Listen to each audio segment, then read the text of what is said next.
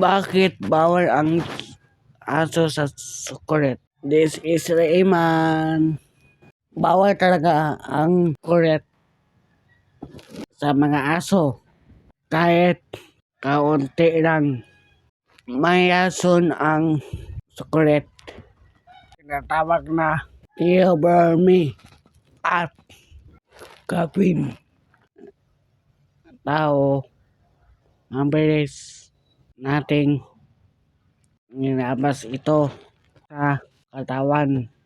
Pero sa aso, bagal nilang maperyoso. Ito kaya naipon ang rason at do. Kapag nakain sila, bumilis ng sobra ang tibok ng tibok puso.